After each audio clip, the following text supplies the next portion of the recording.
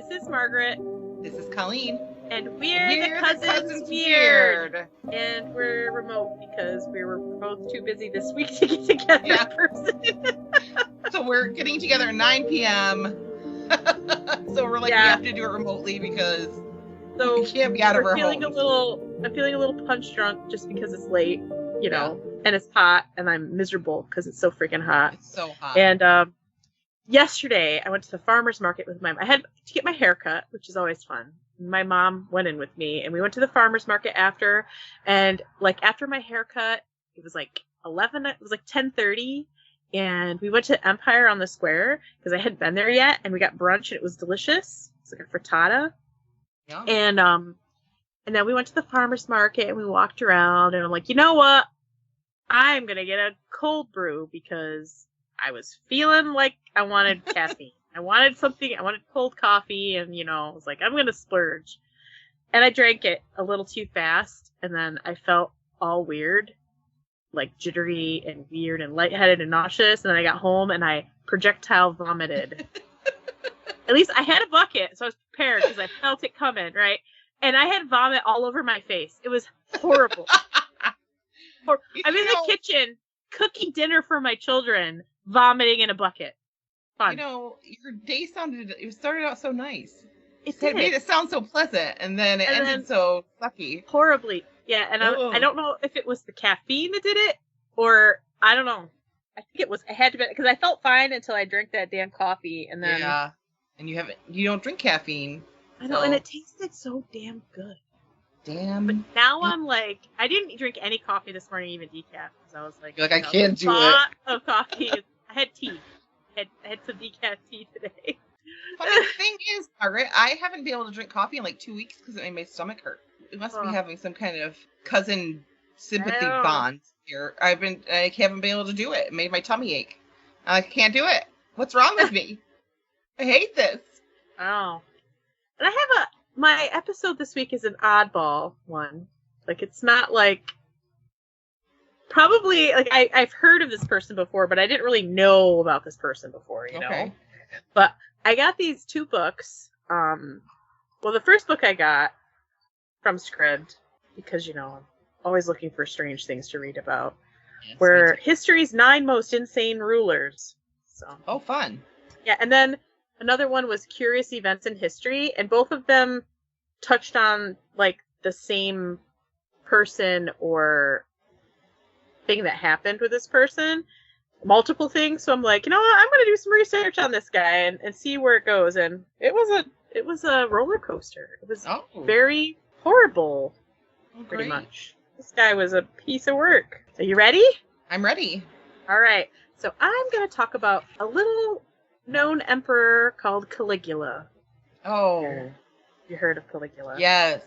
Because you're Catholic and he's Roman Catholic. You know, he wasn't Catholic, but he was Roman, right? Mm-hmm.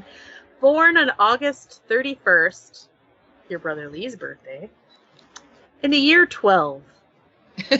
Just 12. Just Common 12. Era. Just 12. And he was born Gaius Julius Caesar. Sound familiar? Yes. Same as our most famous Julius Caesar. Same name. Eventually, he adds on Augustus Germanicus to the end of his name. So his full name was Gaius Julius Caesar Augustus Germanicus, because, you know, he's extra. I was going to say he's extra. Very extra. This guy is so extra. Oh, my God. Oh, that's funny. When he was very young, his mother, who was known as Agrippina the Elder, there's lots of elders and youngers in this. Okay. The elder and then the younger. So is that like senior and junior? Yeah, I think so. But there's and some people are named Agrippina the Elder, and there's two different ones. Oh. But they're different people. It's really weird. Really confusing. So, like, I'm trying not to... Sometimes I don't tell you their name just because it's confusing if I do. Okay. So, when he was very young, his mother, Agrippina, dressed him as a little soldier like his father, Germanicus. And that's where the name came from, Caligula, which was the word Caligae means little boots. So Caligula was the little soldier's boots because his mother dressed him in the same clothing as like a soldier of the time. So, and when he was little, that's what they called him.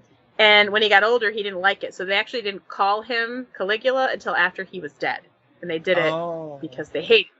So I'm just going to call him Caligula through this whole thing just so it's not confusing, because there's everybody has like 4 names. So and they share them. His father, Germanicus, was a Roman general, and he was the nephew and adopted son of the Emperor Tiberius. And Germanicus was also the grandson of Mark Antony. Okay. Of Julius Caesar's time. Yeah. So we're only like, after Julius Caesar was assassinated, then there was Augustus was the first emperor, right? And then Tiberius was the second emperor. So we're talking, we're only like 2 emperors away from Caesar. So Caesar was still fresh in people's minds, that time.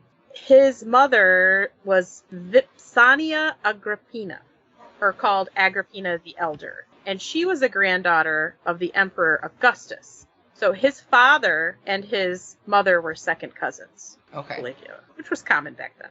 He had 2 older brothers, and their names were Nero and Drusus. And he had 3 younger sisters named Agrippina the Younger, Julia Drusilla, and Julia Livilla. So we'll just call them by their second name because they both have 2 girls have the same first name, which is just ridiculously stupid. At an age of about 2 or 3, Caligula, he was with his father, and his father was in the Rhine frontier. He was a general.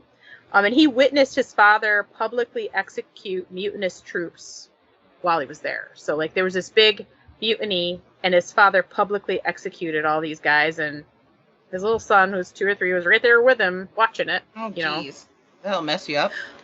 Yeah, Germanicus was actually really popular with the people. They really liked him. He was well liked. He died suspiciously, I'm using that air quotes here, about 3 years later, and they think it was poisoned.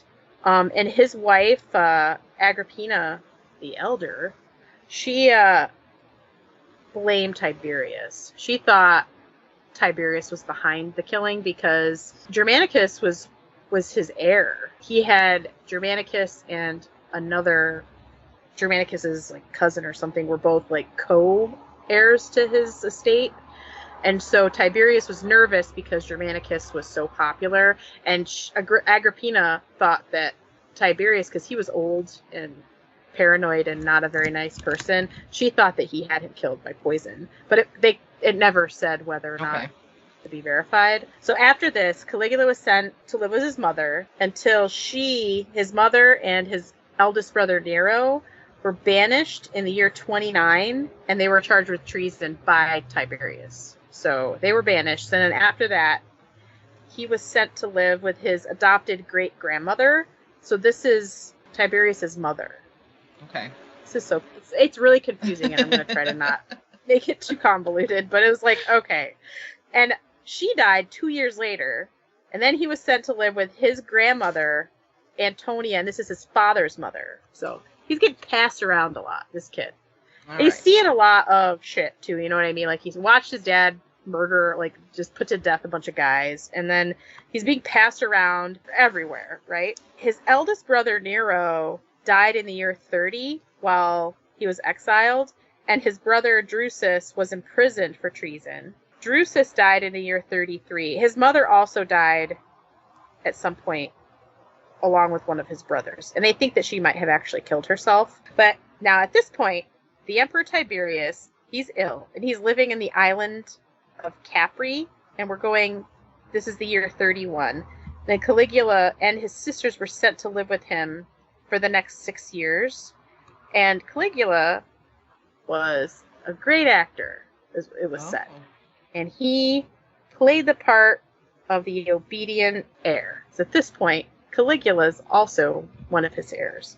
So he's obedient to Tiberius, and one of the observers of him noted that never was there a better servant or a worse monster. He said this about young Caligula. So, that's not a good sign. No. Okay, so we're going back to the year 33, and this is when his second brother died this year. Yeah, Drusus. All these weird names. At this point, Tiberius granted Caligula an honorary quaestorship, which is like a public office, or he's like a public official at this point. During this time, Caligula befriended Naevius Sertorius Macro, and he was the Praetorian prefect. And basically what that was a high official and the commander of the Praetorian Guard. And he became an ally to him. So, like, basically Caligula is setting himself up for when Tiberius dies. Because he's like, take over. Right now, I'm set. Like, in the year 35, Caligula was named the joint heir to Tiberius's estate with Tiberius Gemellus, who is the emperor's grandson and Caligula's cousin. So Caligula's technically his adopted grandson, and Tiberius Gemellus is the real grandson. Okay. If that makes sense. So they're he names them heirs. both joint heirs to his estate and to, like, the emperorship or whatever. So he's like, Caligula already knows, like, I'm going to be supposed to share all this stuff with this other guy, my cousin. I don't want to do that. He's trying to set things up to make himself in a good position for when Tiberius dies. And that does happen. In March of 37, Tiberius dies at the ripe old age of 77. Oh, he it was rumored that, especially for back the year 37, like, I thought people lived to be 25 then. I know, really. There was a rumor that he was murdered by either Caligula or by Macro on behalf of Caligula.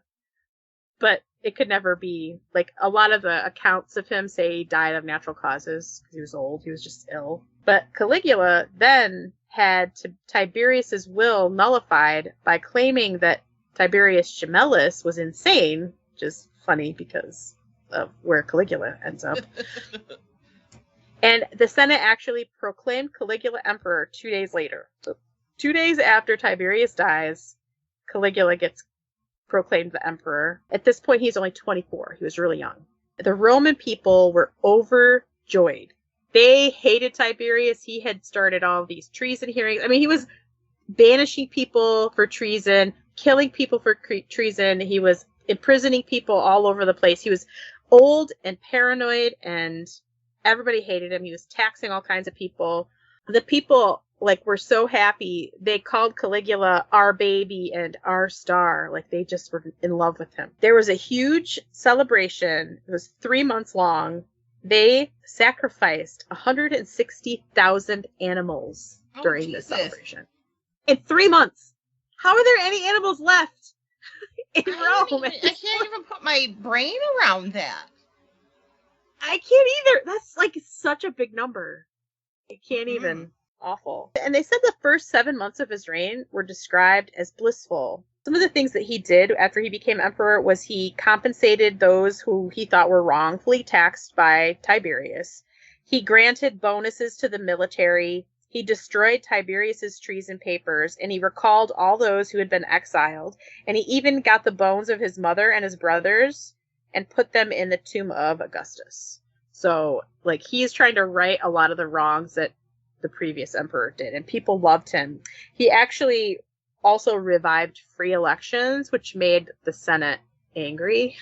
Oh, I bet. Because they're like, oh no, we can't just have anybody vote. Right. It's only for certain people. Right. To do that. Sound familiar? Yeah. In October of 37, he became seriously ill, and it said that he, like, some accounts said he fell into a coma for a while, and people didn't know if he was going to live. And at this point, his old ally, Macro, Naevius Sertorius Macro, he started to get cozy with his cousin Gemellus, because he didn't think that Caligula was going to live. So, you know, he starting to get, like, trying to find allies elsewhere so he wouldn't be put to death, obviously. When Caligula eventually woke up and he was fully recovered, but many said that he was different after. Like, he changed. His personality changed. But it could also be that he was always like the way he was. They just didn't know before. Right. You know? Could have been putting on an act. Because he was a good actor. It said that he was more narcissistic, and he started to spend the treasury money. And this money was technically Rome's money. And it's money that Tiberius had spent the previous 27 years collecting for the coffers of Rome. And this was money that was supposed to be spent on Rome, like for like aqueducts and things like that. Gotcha. Building, repairs, roads, that kind of stuff. But Caligula said, nah, I think I want that money. And so he took it. And this was approximately 2.7 billion sesterces. And they said this should have been enough money to sustain Rome for like 6 years. He spent all of it in the first year. Oh, Jesus. Between his 3-month-long gala at the beginning and all the animal sacrifices. Because you had to buy those, you know. They don't, right. Animals, you have to pay for them, you know. He also started to give himself a lot of titles. He liked titles. And the first title was Pius. The second title was Castorum Filius, which meant child of camp. Pater Exercituum, which was father of armies. And my favorite, Optimus Maximus Caesar, which meant greatest and best of Caesars. I was going to say, it's something like that. Better than Caesar. Gave itself the greatest and best of Caesars. That's who I am. It's like, yeah, that's a that sounds like past person in power we had was the bestest and greatest of everything. So, interesting. I know. Narcissism at its worst. Mm-hmm. And at this point, he had his cousin Gemellus executed and his good buddy Macro because he found out he was talking to Gemellus. So they both were killed. He claimed that he was a god and should be worshipped as such.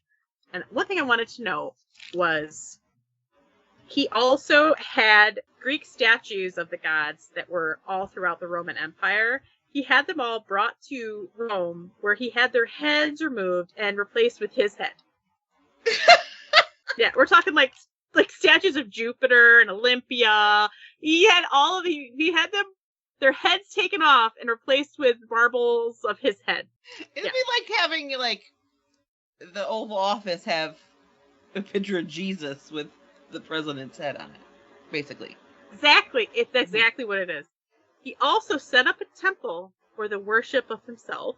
Of course. And that contained a life-size statue of himself in gold. And it even had priests attending to it. And he would appear in public dressed as different gods and demigods. And it should be noted that in Rome, emperors were only deified after death. So, like, once they died, then they were considered deities. Not while they were still alive. That was an Egyptian thing. Right. So, like, he liked that. It was like, well, in Egypt, the pharaoh is God. He is a god. Right? And he actually represented himself as Neos Helios, which is the new sun, which is also very Egyptian. Yeah.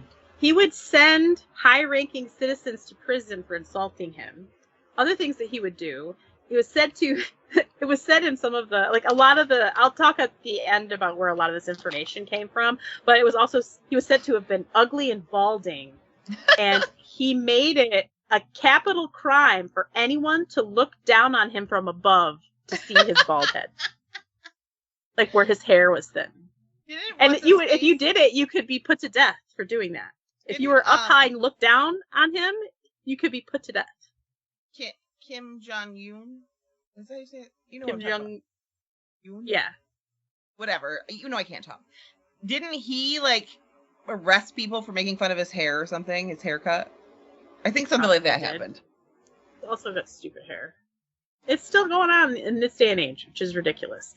If people insulted him, he would have them burned alive, branded and disfigured, and condemned to work in the mines or building roads. And some people he would lock in small cages and treat them like animals, and they'd have to stay on all fours. Yeah. Or he sentenced, and this is one thing I didn't look it up. He sentenced some to death by sawing. Like that was the communication like out. It's like they're to put to death by sawing. What part do you saw? And he's I don't know. It's not. It can't be good, but whatever it is, it's not good. When old Tiberius was still alive, a soothsayer by the name of Thrasyllus had told him that Caligula, this was after he had made Caligula joint heir to him, She told him that Caligula had no more chance of becoming emperor than of riding a horse across the Gulf of Baiae. So, in the year 39, Caligula says, I'll show that stupid soothsayer. He constructed a floating bridge. Yep. He constructed a floating bridge made of ships, and he, latched the ships together across the Gulf, which was over 2 miles long, of the Gulf of Baiae, and he mounded dirt on top of these ships so he could ride his horse, his favorite horse by the name of Incitatus, and we'll get back to him later. Oh, no. Doesn't stop with the nonsense with him. He rode his horse across this floating bridge back and forth while wearing the breastplate of Alexander the Great. He's extra. We talked about this. And he did this for 2 days straight, riding his horse back and forth across the 2-mile bridge. He just kept doing it. Yep. And then on the first day, he rode his horse. And then the second day, he drove a chariot across it. What an idiot. Floating boats, right? He even had rooms and houses installed along this bridge. And it said that he gave a banquet for some of his men at it. And then during this banquet, he threw some of them over, off this bridge to drown in the sea. Just toss you in there, just for fun. You're invited to a banquet, and then you're gonna die. If he invites you anywhere, say, I got plans, buddy. Sorry. Oh man, I got plans at night. Sorry, can't come. He had, and we know that this is a fact, and I'll tell you in a minute. He had 2 large ships constructed for himself. One was made as a temple to Diana. This is a floating ship that's a temple to a god with statues. And the larger one was a floating palace for himself. And it was said to have marble floors, heating and plumbing, and it even had baths installed in it. And these ships were actually found at the bottom of Lake Nemi in 1930. Oh, wow. But they were lost in a fire during World War II in 1944. Oh, bummer. But Lake Nemi was considered a sacred lake, and no ships could sail on it under Roman law. So he obviously changed the law or made it because that's why he was a god. So right, so he could do whatever he wanted. Right. He was so brutal that during gladiatorial events, if they ran out of criminals... Oh, wait. First, I should say, before that, in order to save money on feeding the wild animals they used at the Colosseum, instead of buying cattle, he would use criminals to feed the lions. Oh, God. And during gladiatorial events, if they ran out of gladiators or criminals, he would order spectators that were in the stand to come down and fight the animals instead. Okay, never go to one of those. Now they call people out of the stands to win prizes when you're somewhere. Back then it was a prize. No. He was also rumored to be in an incestual sexual relationships with all 3 of his sisters. Blech. Yeah. Blech. Drusilla was his favorite of the 3. And he even had, she was married, but he even had her husband jailed so she could come live with him. Yep. Yeah. And she died in June of 38. And after, it said it was a fever. There's lots of speculation as to why she died, but they said it was most likely probably from a fever that was spreading around Rome then. And after that, he forced the whole Roman Empire into a year of mourning. All public entertainments were suspended. The people were forbidden to conduct business, dine with their family, cut their hair, or bathe. And the penalty for doing any of these things was death. You couldn't even bathe? No, people were not allowed to drink wine during this time either. So it said that there was a man who was caught selling warm water because that's what you added to wine. And he was executed on the spot for selling warm water. Warm water. Oh my God. Of course, this is all conjecture because this is 2,000 years ago. Right. So well, Caligula declared her to be a goddess and the representation of Aphrodite, who was the goddess of love, beauty, and sexual rapture, which is ew, this is your sister, buddy. Yuck. It said he never recovered from her death, and he was so distraught that he retreated to one of his palaces in Alba, and he refused to cut or wash his hair or beard while he was there. I bet he looked good. I bet he smelled real good. He had a skullet. Yeah, and a beard. A skullet with a beard. A greasy skullet, unwashed. He's a real catch. He commissioned a golden statue of her, and it was the same statue, size as the statue of Venus that they had. So this is a big statue, to be placed in the Senate House. So, he's got to harass the senators. He also had a shrine with 20 priests, and they would hold, he had a shrine built to her, and it had 20 priests that attended to the shrine. And he would hold, the country itself would hold a 2-day celebration to commemorate her birthday, and then her statue would be paraded through Rome, and 500 bears and elephants were sacrificed, and games were held in her name. Yeah. 500 bears and elephants. Yes. That's nice. If I die, don't do that. That's how are there? That would not make me happy at all. Don't sacrifice any animals. How are there still bears and elephants left? A lot. I know. It's like, especially these Romans, 160,000 animals were sacrificed. How are there? How do you have them? What did they eat? That's what I mean. Is there anything left? No. It doesn't make any sense. How'd they find these bears and elephants after they already sacrificed every animal in the Roman Empire? Right. So now we're going to go back to his favorite racehorse, Incitatus. Incitatus, he favored this horse, and this horse had 18 servants for the horse, a marble stable that had an ivory manger, and the horse also had rich red robes and a collar of precious stones everywhere.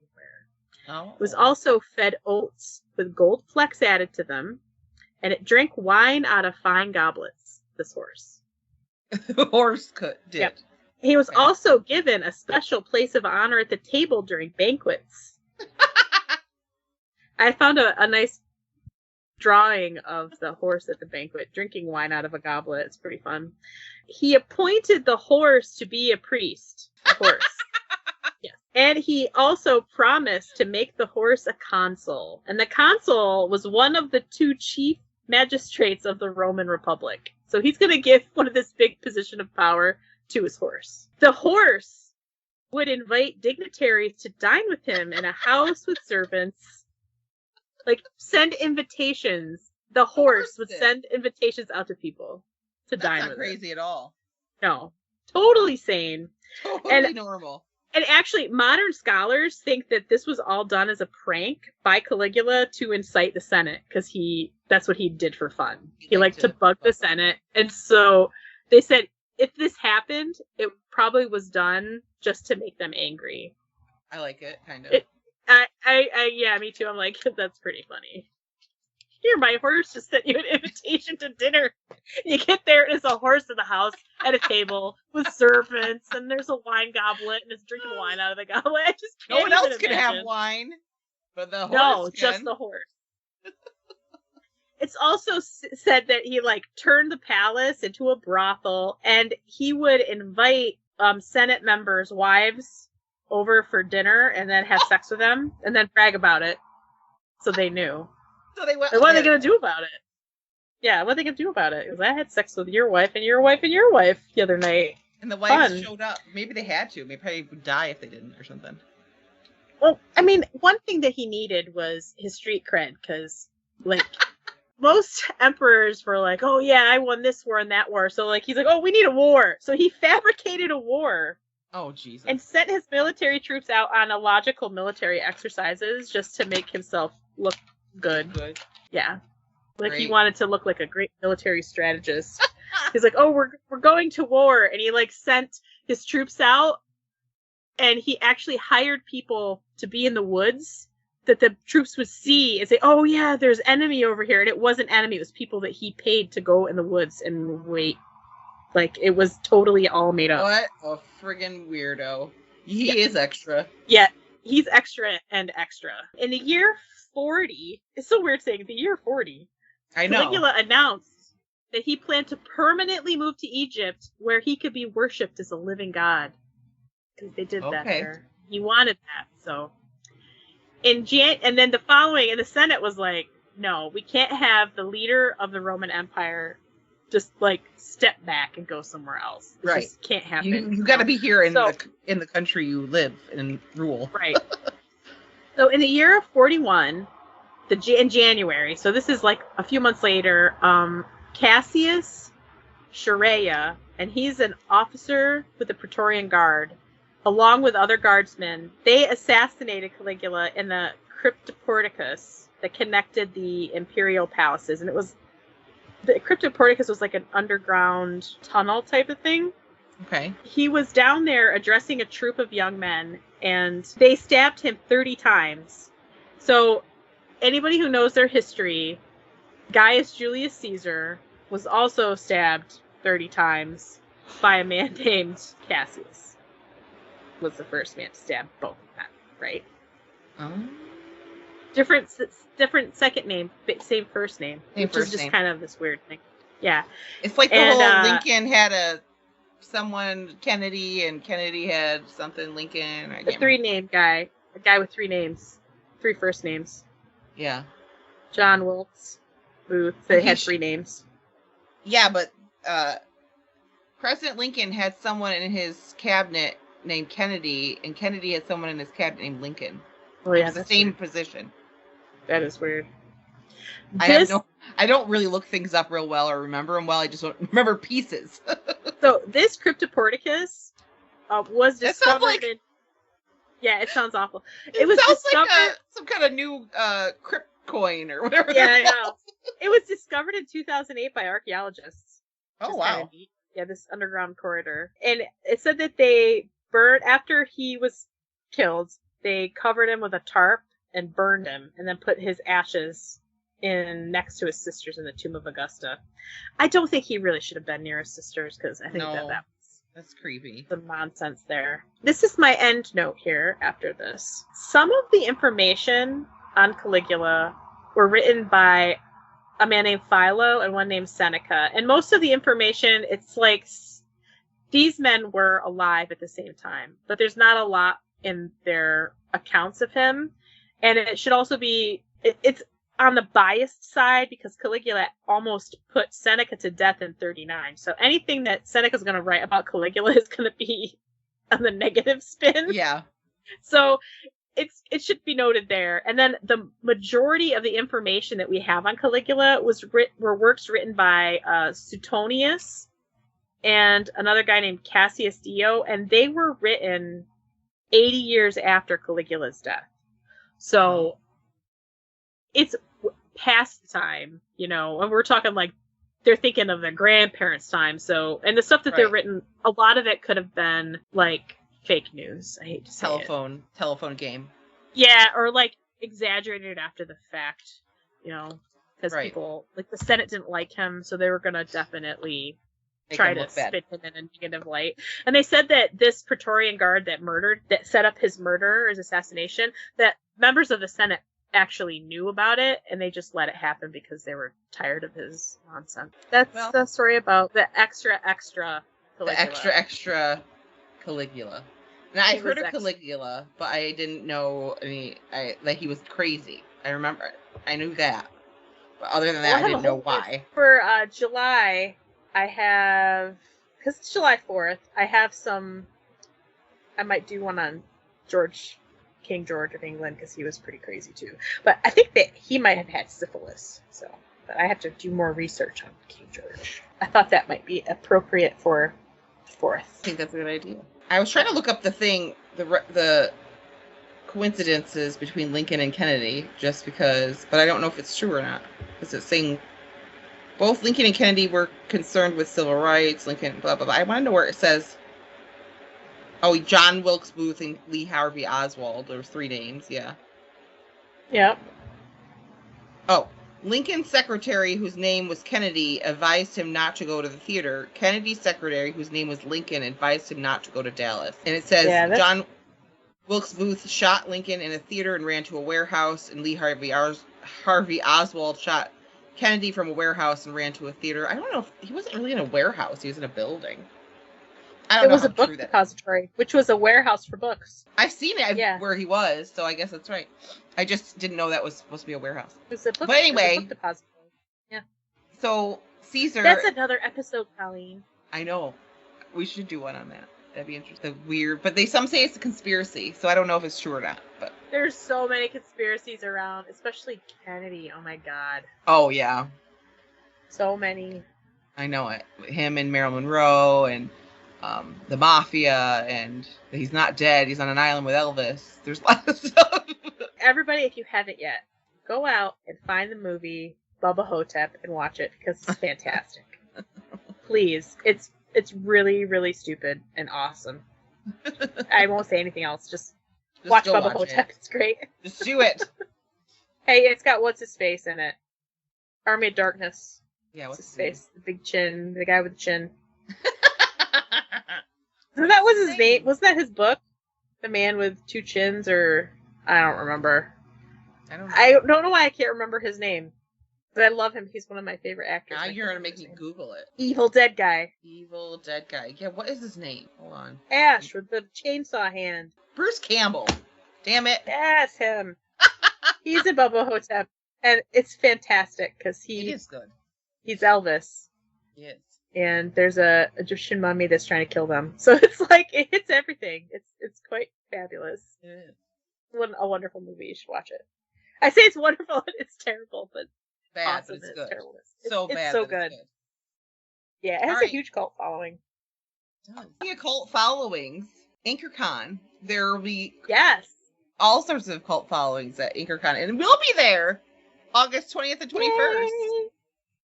So you should save your date for that, and we're going to let you know what day we're going to be recording our live episode. So make sure you're following us on Facebook and Instagram so you can find those things out.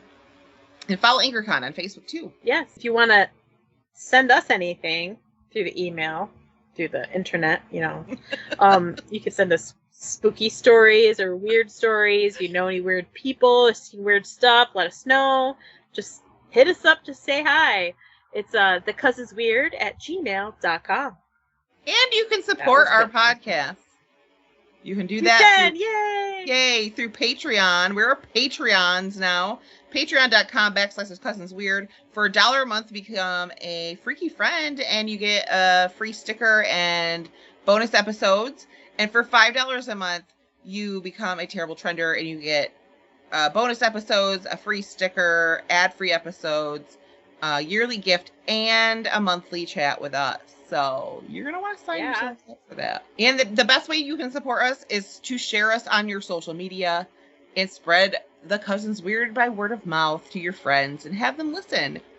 Because when you do that, we get more listeners, and more listeners, the more we're out there in the world.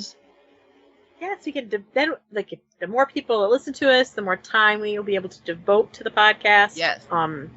That's like our goal. We'd like to be able to devote a lot more time to this, so help us out and you get more content for you and more fun for us. More fun this for is everyone. Our happy place.